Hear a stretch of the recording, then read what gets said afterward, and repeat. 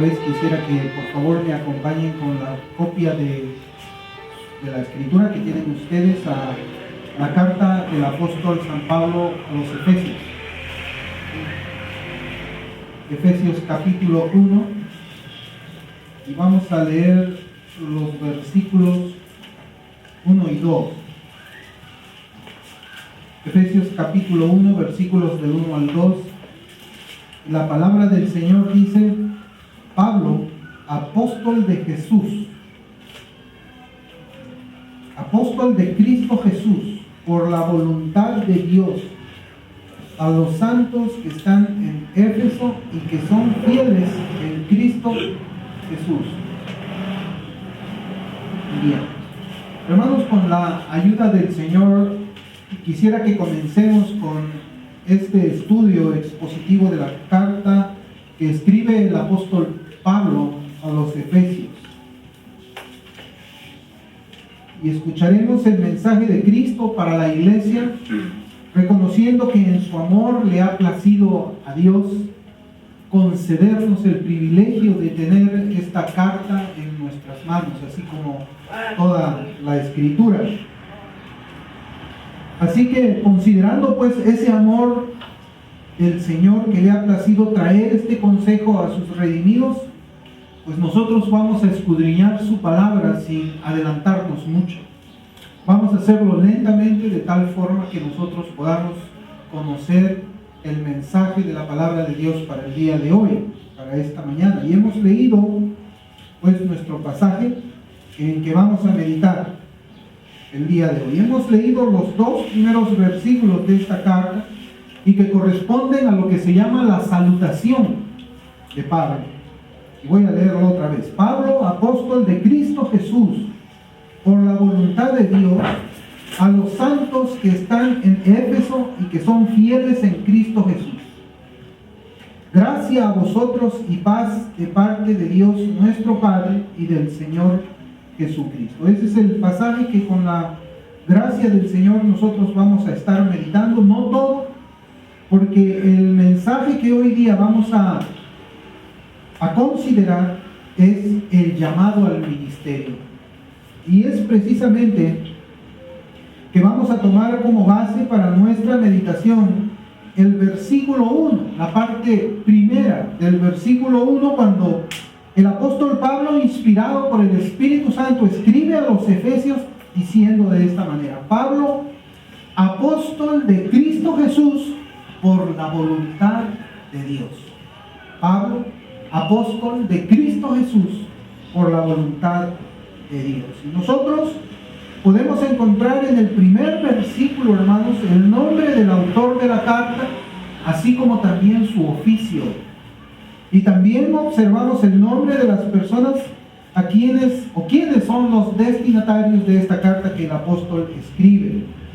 Él dice: un apóstol de Jesucristo por la voluntad de Dios, le escribe a los santos que están en Éfeso y que son fieles. Esa es la salutación que nosotros encontramos aquí. Y es importante esta carta desde el principio, considerando que trae el consejo de Dios para los santos, quienes se caracterizan por ser fieles a Cristo. Y aquí vemos una primera aplicación de la palabra santos directamente para los cristianos de la iglesia de Éfeso, pero también para todos los santos de todos los tiempos, en todos los lugares del planeta. Es decir, esta carta también está dirigida para los cristianos que nos reunimos aquí. Esa carta es también para nosotros, que somos parte del cuerpo de Cristo.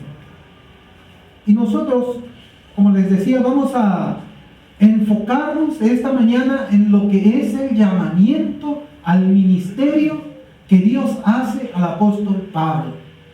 Observamos que Pablo enuncia en primer lugar su llamamiento antes de entrar a los detalles de la carta, lo cual es una característica del apóstol cuando escribe también a otras iglesias. Nosotros vemos en Romanos capítulo 1, versículo 1, que la escritura dice: Pablo, siervo de Cristo Jesús, llamado a ser apóstol apartado para el Evangelio de Dios. También en 1 Corintios capítulo 1, versículo 1 encontramos una salutación muy parecida a la que tenemos ahora, pues la Escritura dice: Pablo, llamado a ser apóstol de Jesucristo por la voluntad de Dios, y Sóstenes, nuestro hermano. En Gálatas, también capítulo 1, versículo 1, encontramos otra salutación del apóstol Pablo, y él escribe: Pablo, apóstol, no de parte de hombres, ni mediante hombre alguno, sino por medio de Jesucristo y de Dios el Padre, que le resucitó de entre los muertos. Estas son salutaciones que el apóstol Pablo hace a sus oyentes, a los destinatarios de su carta. Y nosotros notamos que el apóstol Pablo, así como en Éfeso, él está primeramente enuncia su llamamiento antes de entrar a los detalles del contenido de su carta. Y de las salutaciones que hemos leído podemos notar que Pablo tiene un interés en mostrar que su llamamiento al ministerio proviene ¿de quién? Proviene de Dios. El llamamiento del apóstol Pablo proviene de Dios, pero no es un llamamiento que involucra solamente a la persona que es llamada. Aquí vemos que Pablo no dice que él ha sido llamado al ministerio y nada más, sino que además ese llamamiento proviene de Dios. Y ese llamamiento que proviene de Dios, hermanos, es confirmado por la iglesia. Eso es algo que nosotros, con la ayuda del Espíritu Santo, vamos a ver. Y este mensaje es importante también para la iglesia de nuestros días, porque existe un fenómeno que nosotros vamos a ir viendo a lo largo de nuestra meditación en esta mañana. Y veamos nosotros primeramente cómo es que describe la Biblia el llamamiento del apóstol Pablo, porque eso es lo que a nosotros nos interesa, hermanos. Por más que nosotros sintamos algo, por más que nosotros pensemos algo, por más que nosotros creamos algo, lo que a nosotros nos debe importar es lo que la Biblia dice acerca del llamamiento para el servicio de Dios. Más allá de todo eso, como nosotros vamos a ver, así que vamos a abrir la Escritura en Hechos. Vamos a abrir la Escritura en esta primera parte en el capítulo 9. Hechos capítulo 9, y vamos a leer 4 versículos. Desde el versículo 13 hasta el versículo 16. Hechos 9, 13 a 16. Y vamos a ver cuándo es que ocurre este llamamiento y cómo es que ocurre también este llamamiento. Aquí nosotros vemos en este contexto que está tratando el tema de la salvación, la conversión de Saulo de Tarso, quien es también el apóstol Pablo. Aquí estamos viendo que ahora el Señor se va a dirigir a Ananías, ¿ya? Después que Pablo ha sido echado al piso y ha sido humillado y ha sido convertido, ahora el Señor le va a dar instrucción a Ananías. Y dice la palabra del Señor en Hechos 9, del 13 al 16. Pero Ananías respondió: Señor, he oído de muchos acerca de este hombre, cuánto mal ha hecho a tus santos en Jerusalén, y aquí tiene autoridad de los principales sacerdotes para prender a todos los que invocan tu nombre. Pero el Señor le dijo: ve, porque él es un instrumento escogido para llevar mi nombre en presencia de los gentiles, de los reyes y de los hijos de Israel, porque yo le mostraré cuánto debe padecer por mi nombre. Aquí nosotros encontramos que Ananías, cuando escucha la orden del Señor que se acerque a este Saulo para darle indicaciones, vemos que Ananías responde al Señor diciéndole que este Saulo de Tarso era un hombre muy malvado, que había causado desolación a su iglesia y que tenía permiso todavía para seguir persiguiendo y atribulando a los santos del Señor. Pero el Señor le responde en el versículo 15 lo que a nosotros nos interesa en esta mañana. el llamamiento de Pablo, porque el Señor dice, pero el Señor le dijo a Ananías, ve, porque él me es un instrumento escogido para llevar mi nombre en presencia de los gentiles, de los reyes y de los hijos de Israel. Aquí nosotros encontramos en la Escritura cómo en el momento de la conversión de Saulo ya tenía un propósito. Saulo había sido escogido como instrumento, escogido como apóstol, escogido como mensajero, escogido como pregonero de Dios. Pablo mismo, hermanos, provee más detalles de su llamado al ministerio en el momento de su conversión. Y ahí en Hechos, ahora acompáñenme a Hechos capítulo 26, versículos 12 al 16. Ahora vamos a ver a Pablo dando más detalle. Ya vimos el detalle que el Señor le da a Ananías. Ahora vamos a ver cómo es que Pablo habla de esto. Hechos 26 del 12 al 16 dice, ocupado en esto, cuando iba para Damasco con autoridad y comisión de los principales sacerdotes, al mediodía, oh rey, yendo de camino, vi una luz procedente del cielo más brillante que el sol, que resplandecía en torno mío y de los que viajaban conmigo. Y después de que todos caímos al suelo, oí una voz que me decía en el idioma hebreo, Saulo, Saulo, ¿por qué me persigues? Dura cosa te es dar coces contra el aguijón. Yo entonces dije, ¿quién eres, Señor? Y el Señor dijo, yo soy Jesús, a quien tú persigues. Pero levántate y ponte en pie, porque te he aparecido con el fin de designarte como ministro y testigo, no solo de las cosas que has visto, sino también de aquellas en que me apareceré a ti. Aquí Pablo ya hace una precisión acerca de las palabras del Señor, y en el versículo 16 dice, pero levántate y ponte en pie, porque te he aparecido con el fin de designarte como ministro. Fíjense, en el momento de la conversión el Señor ya estaba designando a Pablo como ministro, y en Ananías nosotros habíamos leído el ministerio que iba a tener el apóstol Pablo, que era llevar el evangelio a los gentiles y también a los judíos. Ahora, ¿cuándo es que sucede todo esto? Muy bien, de acuerdo a la cronología del libro de los Hechos, esto sucede en el año 34 después de Cristo. Algunas personas pueden variar en cuanto a la fecha, un año más o un año menos, pero sucede en el año 34 después de Cristo. Ahí es donde ocurre la conversión y las cosas que hemos leído nosotros en la Escritura. Tenemos que entender, hermanos, que el libro de los Hechos cubre 33 años de la vida de la iglesia. 33 años, ¿ya? Entonces, en el año 34 es que el Señor llama al ministerio a Pablo. Pero ¿qué sucede en el año 48?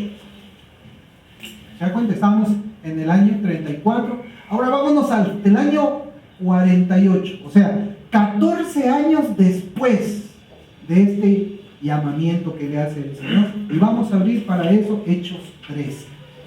Yo quisiera que tengamos en mente las fechas, hermanos, porque es fundamental que nosotros podamos comprender las fechas para discernir cómo es que debe ser el llamamiento al ministerio. En el año 48, 14 años después de su conversión y llamamiento, Hechos 13, versículos del 1 al 3. En la iglesia que estaba en Antioquía, había profetas y maestros: Bernabé, Simón, llamado Níger, Lucio de Cirene, Manaén, que se había criado con Herodes el tetrarca, y Saulo. Mientras ministraban al Señor y ayunaban, el Espíritu Santo dijo: apartadme a Bernabé y a Saulo para la obra a la que los he llamado. Entonces, después de ayunar, orar y haber impuesto las manos sobre ellos, los enviaron. Hermanos, si nosotros leemos el versículo 2, 14 años después de ese llamamiento, notamos que el Espíritu Santo comienza a ministrar a la iglesia, comienza a ministrar a los ancianos, y le dice: mientras ministraban al Señor y ayunaban, el Espíritu Santo dijo: apartadme a Bernabé y a Saulo para la obra a la que los he llamado. 14 años después. 14 años después del capítulo 9 de la conversión, nosotros encontramos que ahora el Espíritu Santo ordena a los líderes que lo traigan a Pablo, lo separe para la obra a la que él le había llamado hace 14 años. No lo había llamado ayer, ni el mes anterior, ni el año pasado. 14 años después de su llamamiento, nosotros podemos encontrar que el Espíritu Santo pone el sentir a la iglesia para que la iglesia los envíe a la obra que los había llamado. Y aquí vemos, hermanos, que la iglesia es la que confirma su llamamiento por el Señor como misionero, como apóstol de los gentiles. Esto es lo que nos enseña la Biblia. Esto es el llamamiento de Pablo. Este es el inicio de su ministerio para el cual él había sido llamado. Por eso es que en nuestro pasaje nosotros vemos que dice Pablo, en Efesios 1, Pablo, apóstol de Cristo Jesús por la voluntad de Dios. La voluntad de Dios para el apostolado de Pablo la encontramos en el capítulo 9, en el año 34 después de Cristo, y encontramos la voluntad de Dios también 14 años después, cuando lo llama efectivamente al ministerio. Esto, hermanos, esto que vemos en la Biblia es algo que nosotros no podemos ver en nuestros días en diferentes ministerios y misioneros. Esto es algo que no podemos ver muy regularmente. Es verdad que existen muchos hermanos y hermanas que están saliendo de iglesias donde la doctrina no es sana. Ese es el fenómeno que nosotros estamos viviendo en nuestros días. Ahora con la tecnología nosotros podemos ver que la información, los sermones, los estudios, aún toda esa literatura de los antepasados, una literatura muy poderosa, muy rica, muy santa, muy pura, esa literatura está llegando a manos de las personas, y cuando las personas comienzan a abrir la escritura y son confrontados por estas enseñanzas antiguas, ellos reconocen que están en un lugar donde no se enseña la sana doctrina, y lo que ellos hacen es salir de allí. Se salen de iglesias donde se enseña la supremacía del hombre en su propia salvación. Se salen de iglesias donde dicen: ¿cómo que el hombre puede ser el dueño de su propia salvación? La Biblia no dice eso. Entonces se salen de ahí, se salen de iglesias carismáticas que hacen énfasis en los sentimientos y para quienes la escritura es casi suficiente. Casi suficiente. Se salen de todos esos cados carismáticos, como se llama un libro, buscando una iglesia de sana doctrina. Se salen de lugares también que ni siquiera podemos decir que son iglesias. Se salen de las sectas que niegan la Trinidad, se salen de sectas donde niegan la deidad de Cristo, etc. Se salen grupos muy grandes. Se salen porque escuchan un sermón de internet y ellos dicen: ¿y ahora qué hacemos? Tenemos que irnos de aquí. Y se salen, ¿y a dónde van? ¿A dónde van? Lo cierto es que hay muchas personas que vienen saliéndose de muchos lugares, y estas personas se encuentran en sitios donde no hay sana doctrina. Hay lugares donde no hay ni siquiera iglesias saludables. Hay sitios donde todo está infestado de carismatismo, la palabra tiene poder y los dones. Se salen. ¿Y a dónde van?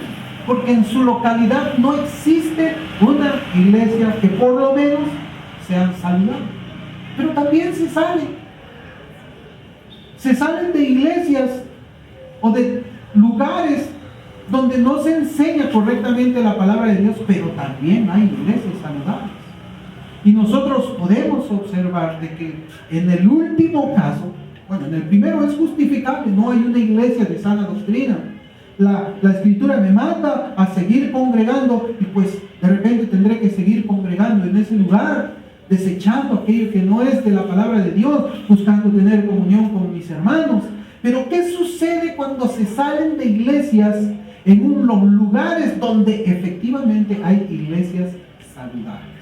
No estamos hablando de iglesias perfectas, pero estamos hablando de iglesias saludables, iglesias que persiguen seguir fielmente la palabra del Señor, iglesias donde pues no existe la mundanalidad, iglesias donde no se enseña el decisionismo, iglesias donde se adora de acuerdo a lo que la Escritura enseña sin meter ritmos mundanos. Existen de esas iglesias. ¿Qué pasa cuando las personas salen y tienen al alcance iglesias donde pueden ir? Hermanos, el fenómeno que se observa en nuestros días es la gran cantidad de personas que se levantan ellos mismos como pastores, se levantan ellos mismos como maestros. Eso es lo que sucede. Y viendo nosotros el libro de los Hechos, donde está nuestra guía para ver cómo es el envío de misioneros, nosotros podemos encontrar que hay una diferencia entre cómo Dios nos ordena en su palabra y cómo es que los hombres están haciendo el día de hoy. Ellos mismos se forman doctrinalmente, una especie de biblicista, que dice mi Biblia y yo solamente, no necesito instrucción teológica.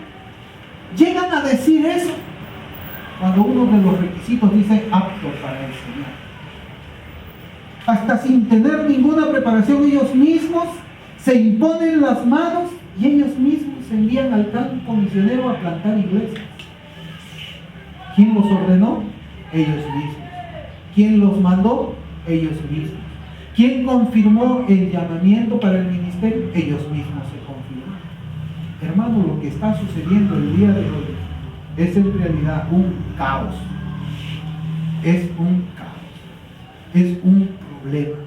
Es un problema donde nosotros podemos ver de que hasta estas personas están conduciendo a muchas ovejas o quizás cabritos, vamos a ver. ¿A dónde? A la condenación. Ellos mismos son sus maestros. Ellos mismos son sus propios intérpretes. Ellos mismos son sus comentaristas. Ellos mismos son todo. Pero nosotros vemos que con el apóstol Pablo esto no fue así. Esto no fue así. Pablo representa el ejemplo de lo que es el llamamiento al ministerio. Él no fue llamado al apostolado por él mismo. Él dice aquí, Pablo, apóstol de Cristo Jesús, por la voluntad de Dios, no por su propia voluntad. No por su propia voluntad.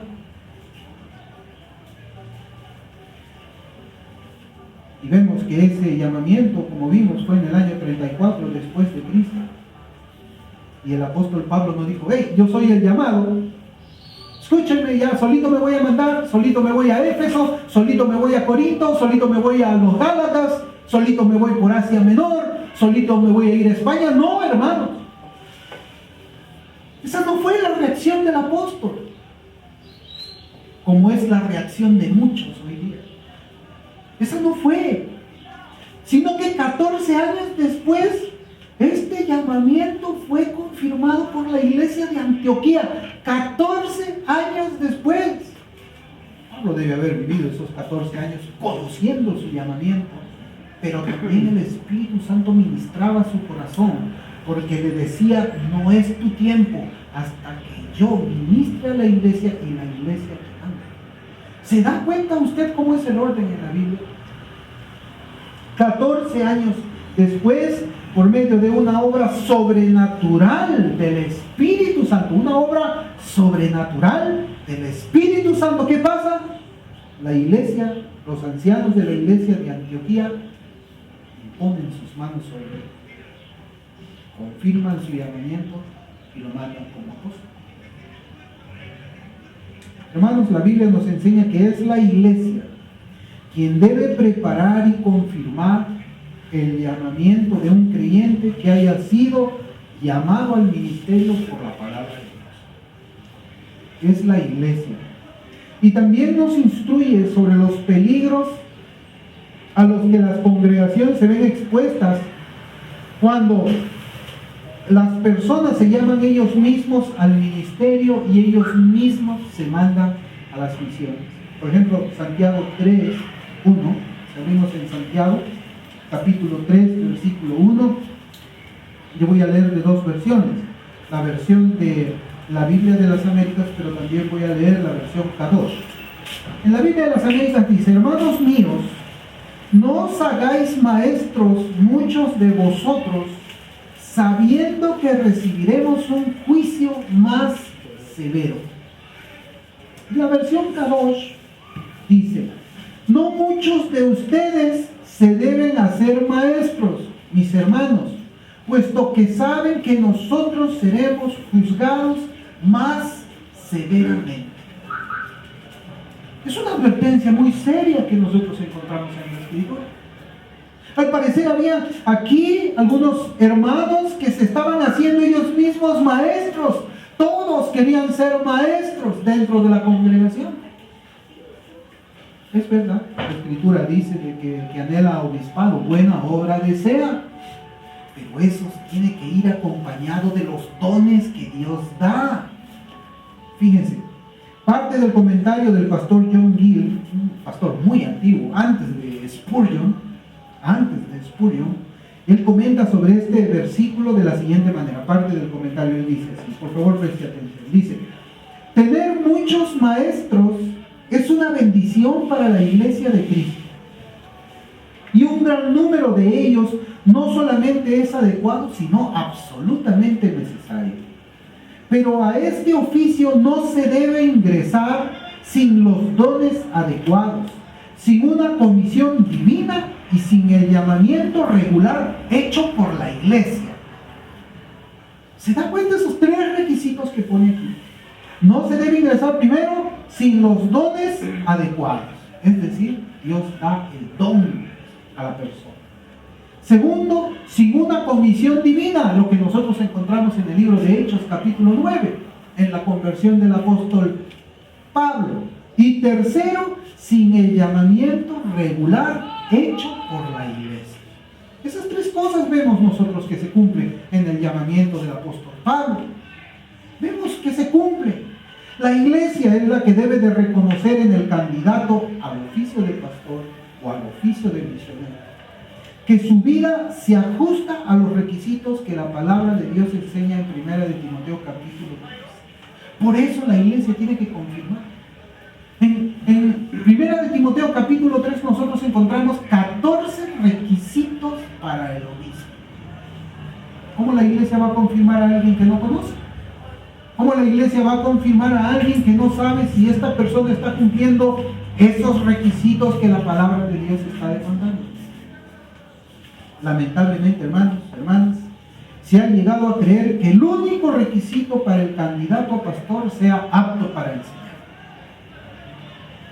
Lamentablemente es así. Bueno, yo soy apto para enseñar, soy pastor.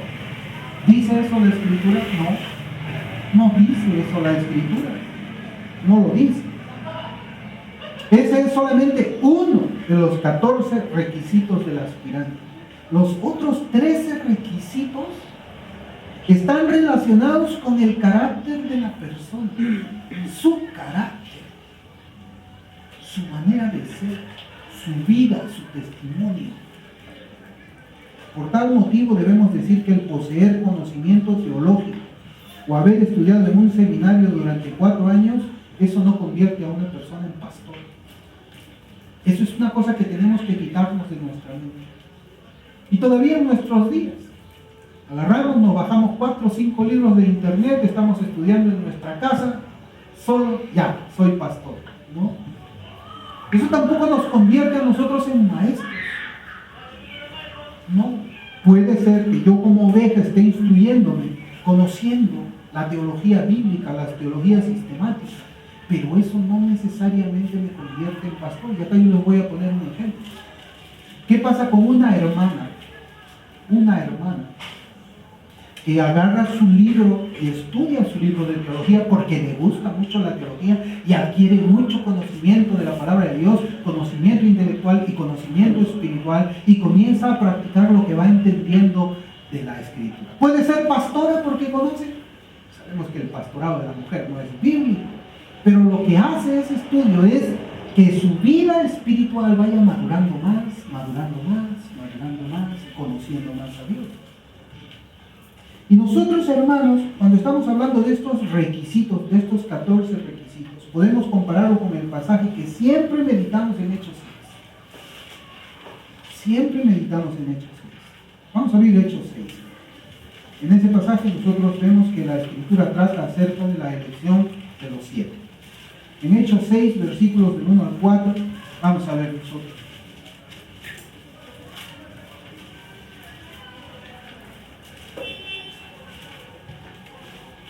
Dice la Escritura: por aquellos días, al multiplicarse el número de los discípulos, surgió una queja de parte de los judíos helenistas en contra de los judíos nativos, porque sus viudas eran desatendidas en la distribución diaria de los alimentos.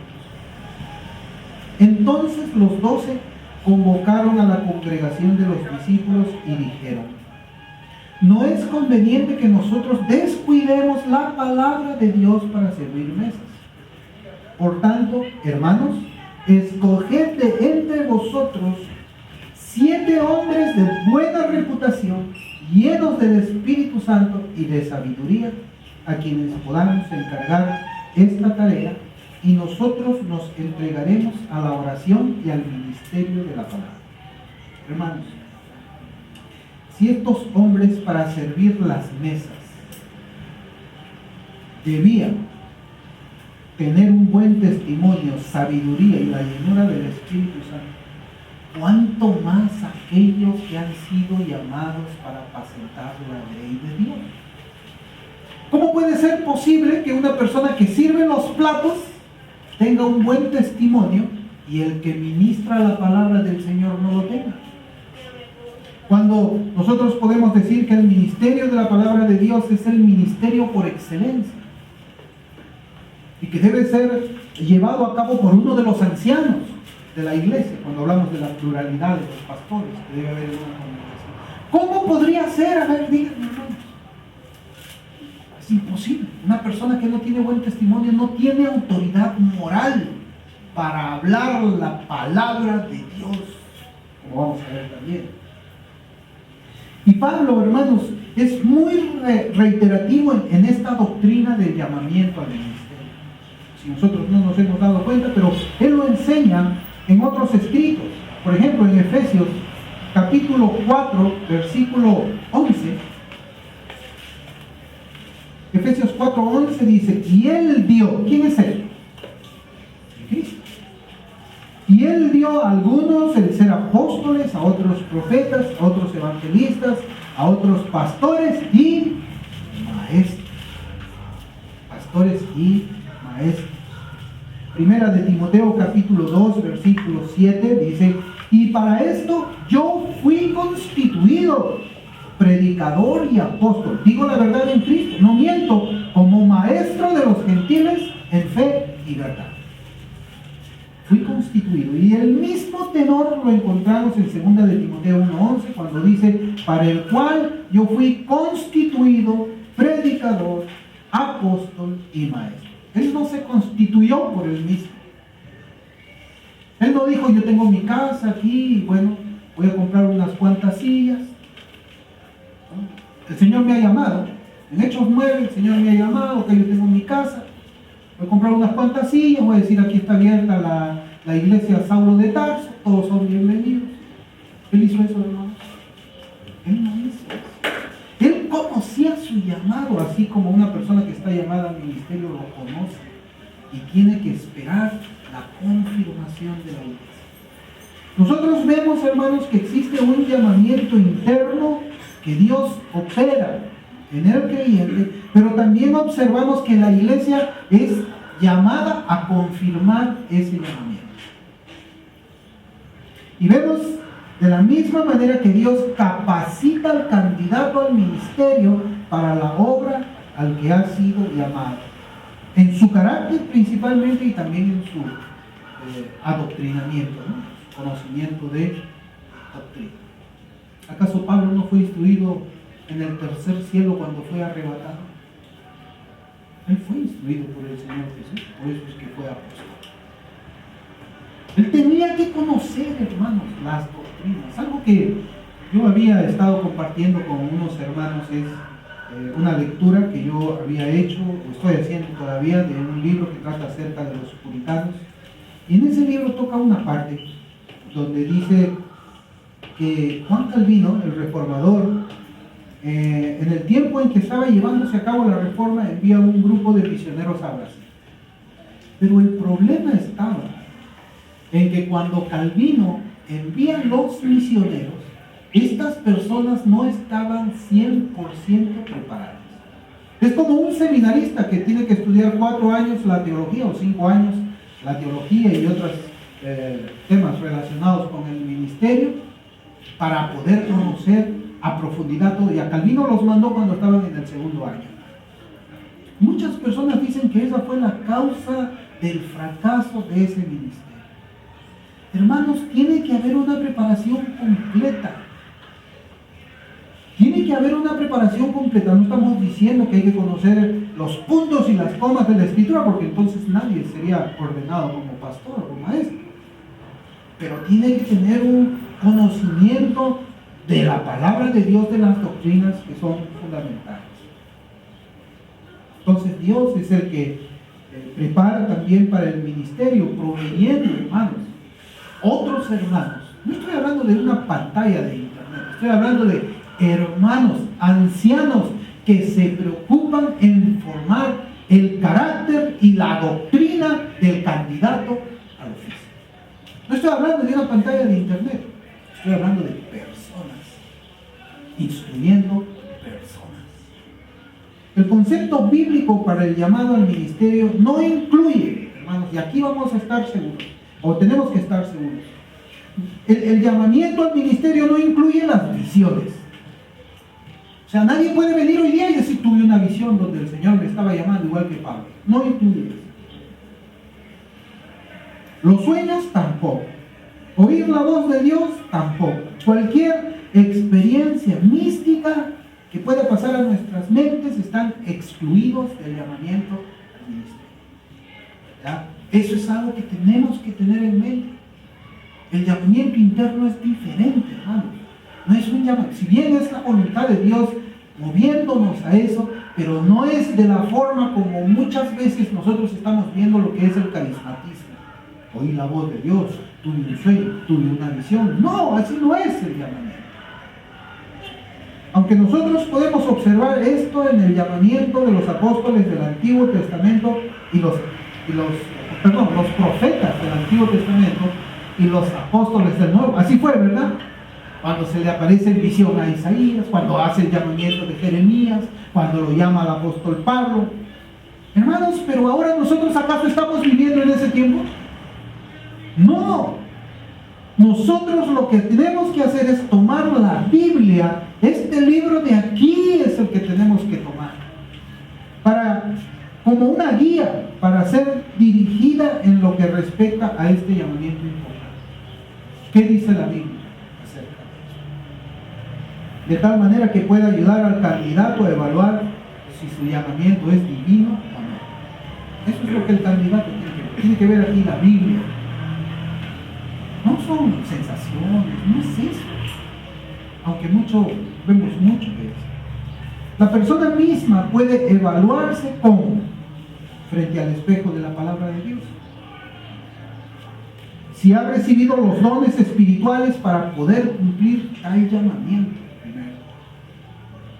así también deberá evaluar su carácter, si este es el que Dios ha puesto como requisito para servir. Tiene que ver su carácter.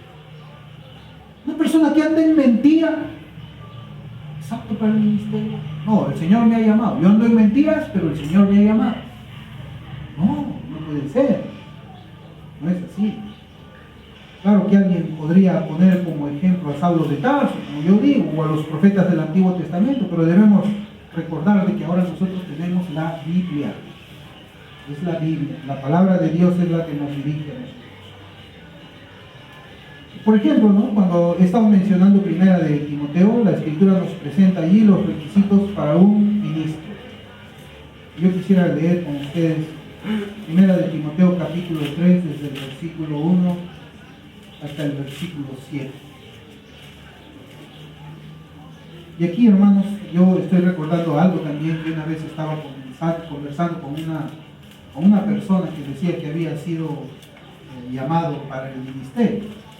Esta persona, de acuerdo a estos requisitos, hermano, fíjense, escucha cómo es, hermano, es lo peligroso a veces de hablar de visiones, esas cosas que no debería ser la regla para nosotros. Pero esta persona, cuando yo estaba conversando con él y le dije, pero mire, la Escritura, leí esto que vamos a leer nosotros, usted no encaja aquí, porque yo conocí a esa persona. No estamos hablando de su vida pasada, ¿no? Porque en la vida pasada pues nadie encaja. Estamos hablando de que a partir de que Dios nos salva, nosotros tenemos una vida, una clase de vida. El pastor va a tener una clase de vida. Bueno, cuando estaba en el mundo era borracho, cuando estaba en el mundo era un drogadicto, cuando estaba en el mundo era un mujeriego. Eso no es para el pastorado o para el llamamiento, sino a partir de cuando Dios nos salva, cómo es su testimonio. Pero bueno, esta persona, hermanos, su vida, después de que dijo que el Señor le había salvado, no encajaba en estos requisitos. Y yo se lo hice ver con amor en su casa. Era como la 1 de la mañana y yo no tenía mi auto, había ido en el auto de él, desde mi casa, que quedaba como unos 4 kilómetros. Y yo le dije, pero mire, aquí los requisitos dicen esto y usted no está encajando en los requisitos. ¿Saben lo que él me contestó? Me dijo, el llamamiento que Dios me ha hecho está por encima de esos requisitos que están ahí escritos. Así me contestó, hermano, que su llamamiento estaba por encima de esos requisitos. O sea que Dios, en el caso de él, no se aplicaba lo que la palabra escrita. Y ese hombre subió a su casa, al segundo piso, me dejó solo en la casa y tuve que regresarme caminando 4 kilómetros hasta la casa. No es broma, hermano, eso me pasó a mí en Dallas.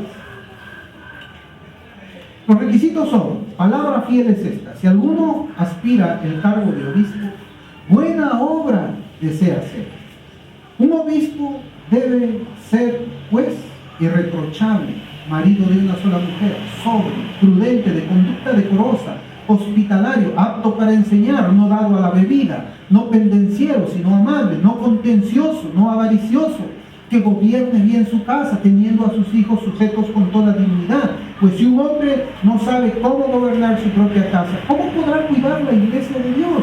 No un recién convertido, no sea que se envanezca y caiga en la condenación en que cayó el diablo. Debe gozar también de una buena reputación entre los de afuera de la iglesia, para que no caiga en descrédito y el lazo del diablo. Ahí están los requisitos. Ahora, nosotros debemos de preguntarnos, ¿puede llamar Dios al ministerio pastoral a algún hermano que no cumpla con estos requisitos? Y si el hermano viene y dice, no, sí, a pesar, como es el caso que yo les contaba, ¿es suficiente, por ejemplo, cumplir con una parte de los requisitos? ¿Es suficiente? Es decir, pensar diciendo de esta manera, bueno, yo no soy irreprensible, pero soy apto para enseñar. ¿Qué dice? O decir, yo no gobierno bien mi casa, pero soy hospitalario. O sea, yo no tengo este requisito, pero tengo este de aquí. ¿Qué debemos pensar, hermanos? ¿Es posible eso? No es posible. ¿Puede la congregación a la que le voy a predicar mi predicación como palabra de Dios, recibirla como palabra de Dios, si yo no soy irreprensible? Ahora nosotros encontramos muchos ministros que caen en adulterio, ¿no? Los pastores caen en adulterio y después los vuelven a poner en el púlpito. ¿Podría yo, si ese fuera mi caso, yo podría predicarles a ustedes del pecado de adulterio? ¿Cómo recibirían ustedes ese mensaje? Si yo soy una persona que estoy acostumbrada a robar, ¿puedo predicarles a ustedes no roben? Ustedes recibirían mi palabra o lo que yo predico desde aquí como palabra de Dios si es que yo no tengo buen testimonio. No lo recibirían. ¿Puede la congregación a la que le voy a predicar recibir mi predicación como palabra de Dios si no tengo una conducta decorosa? ¿Puede la congregación a la que le voy a predicar recibir mi predicación como palabra de Dios si yo, por ejemplo, soy dado a la avaricia? ¿Puede la congregación a la que le voy a predicar recibir mi predicación como palabra de Dios si no gobierno bien mi casa? Hermanos, no lo van a recibir. Dios sabe que eso es así. Yo no lo recibiría. Yo no iría a una iglesia donde pues las cosas sean como les estoy contando ahora. No lo recibiría. Esto no es posible. De allí que nosotros podamos comprender las razones divinas para poner requisitos de aquellos que van a llevar su palabra. El mal testimonio, hermanos, es un estorbo para la palabra de Dios. En su casa, o no es en su casa, en su trabajo, en su escuela, donde usted esté. Si usted tiene un mal testimonio allí, ¿le van a creer el evangelio? Si ustedes tienen un mal testimonio, ¿le van a creer cuando digan ustedes sed santos porque yo soy santo? No les van a creer, así tampoco en el púlpito. Así tampoco en el... Por eso es que los requisitos son importantes. Dios en su sabiduría los pone en su palabra. Y cuando la iglesia ve al candidato al oficio y la iglesia lo mira todos estos años que ha estado con nosotros y ve que esos requisitos están en él y observa que esta persona también ha recibido el don, ¿qué es lo que tiene que hacer la iglesia? Confirmar el llamamiento. Nosotros como iglesia tenemos que confirmar el llamamiento de la persona que ha sido llamada al ministerio cuando vemos estos requisitos en su carácter.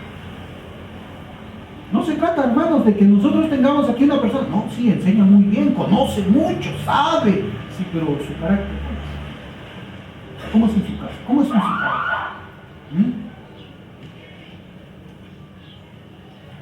Yo quisiera que veamos el Salmo 50 un momento.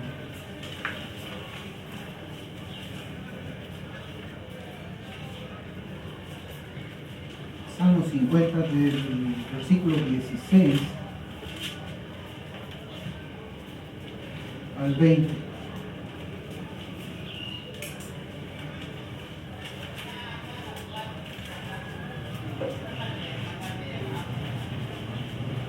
Dice la Escritura, pero al impío Dios le dice: ¿qué derecho tienes tú de hablar de mis estatutos y de tomar mi pacto en tus labios? Pues tú aborreces la disciplina y a tus espaldas echas mis palabras. Cuando ves a un ladrón, te complaces con él y con adúlteros te asocias. Das rienda suelta a tu boca para el mal y tu lengua trama engaño. Te sientas y hablas con tu hermano y al hijo de tu propia madre calumnias. ¿Se da cuenta cómo es que el testimonio, hermanos, importa para que una persona lleve la palabra de Dios? ¿Qué le dice pues Dios a la persona que tiene mal testimonio? El Señor le dice muy claramente: ¿qué derecho tienes tú de hablar de mi palabra? ¿Qué derecho tienes tú de tenerla en tus labios? Y esto es paralelo con Romanos 2, 20, 24. En el Nuevo Testamento encontramos la misma enseñanza. Dice la palabra de Dios: instructor de los necios, maestro de los faltos de madurez, que tienes en la ley la expresión misma del conocimiento y de la verdad. Tú, pues, que enseñas a otros, ¿no te enseñas a ti mismo? Tú que predicas que no se debe robar, ¿robas? Tú que dices que no se debe cometer adulterio, ¿adulteras? Tú que abominas los ídolos, ¿saqueas templos? Tú que te jactas de la ley, violando la ley deshonras a Dios, porque el nombre de Dios es blasfemado entre los gentiles por causa de vosotros, tal como está escrito. Hermano, permitir que una persona sin el llamamiento esté en un púlpito sin cumplir los requisitos es hacernos cómplices de la blasfemia que esta persona puede estar cometiendo en contra del nombre del Señor. Hermanos, el testimonio es importante. Por ello la iglesia debe confirmar tal llamamiento, más aún cuando Dios mismo nos hace una advertencia en su palabra, en Filipenses 1. Mire cómo es esta advertencia, hermanos. Filipenses 1, 15 al 17. Dice la palabra de Dios: algunos a la verdad predican a Cristo aún por envidia y rivalidad, pero también hay otros lo hacen, pero también otros lo hacen de buena voluntad. Estos lo hacen por amor, sabiendo que he sido designado para la defensa del Evangelio. Aquellos proclaman a Cristo por ambición personal, no con sinceridad, pensando causarme angustia y justicia. Claro, ¿ustedes creen que los que predican por rivalidad y por envidia han sido llamados al ministerio? No, pero están predicando. Están predicando. Entonces la iglesia, hermanos, está llamada a tener discernimiento al momento de imponer las manos. Porque en el proceso, hermanos, la ordenación pastoral es un proceso. No se trata de que yo como pastor en algún momento diga, a ver, que venga el hermano fulano de tal, le voy a imponer la mano, lo voy a hacer pastor. No, es un proceso. Y ese proceso, hermanos, comienza cuando el pastor desde el púlpito comunica a la iglesia que el hermano fulano de tal es candidato al oficio de pastor. Y ahí comienza el proceso. La iglesia tiene que comenzar a orar para confirmar el llamado. La iglesia tiene que ver que verdaderamente esa persona sea la que Dios ha llamado legítimamente. Es un proceso. Claro, ahora no vemos eso, ¿no? El pastor que es papá ordena al hijo, ¿no? Ahora mi hijo es el pastor, mi nieto es el pastor, mi nieta es la pastora. El papá ya hace que como 80 pastores, todos de su familia, lo más cercano. Hermanos, eso no es bíblico. A veces también nos encontramos con congregaciones, y claro que sí, yo he escuchado de una. El hermanito es el que tiene más dinero ahí. Un diezmo del hermano vale mucha plata, hay que hacerlo pastor, para que no se nos vaya, para que no se nos vaya. Hermano, eso no es así. No es así, y nosotros hemos visto eso, hemos escuchado eso. En 2 de Corintios, hermanos, si habéis tenido la escritura ahí, en 2 de Corintios, capítulo 2, versículos del 14 al 17, dice la Biblia: mas a Dios gracias, el cual nos lleva siempre en triunfo en Cristo Jesús, y por medio de nosotros manifiesta en todo lugar el olor de su conocimiento. Porque para Dios somos grato olor de Cristo en los que se salvan y en los que se pierden. A estos ciertamente olor de muerte para muerte, y a aquellos olor de vida para vida. Y para estas cosas, ¿quién es suficiente? Pues no somos como muchos que medran falsificando la palabra de Dios, sino que con sinceridad, como de parte de Dios y delante de Dios, hablamos en Cristo. Y acá hay una pregunta, hermanos, que nosotros la encontramos en el versículo 10. Y esa pregunta es: y para estas cosas, o sea, llevar el mensaje de Dios, la pregunta es: y para estas cosas, ¿quién es suficiente? ¿Quién es suficiente? Hermanos, lo que el apóstol está diciendo aquí es que el ministerio es un trabajo pesado. Es un trabajo pesado para el cual ningún hombre es suficiente, salvo aquel que ha sido llamado por Dios, ya que el ministerio es una responsabilidad muy grande. El ministerio no es solamente estar de pie en el púlpito 3 horas a la semana enseñando, más que eso. Si Pablo se sentía de esa manera, es natural que los ministros también sintamos de esa manera. Los ministros también nos preguntamos, ¿y quién es suficiente para este oficio?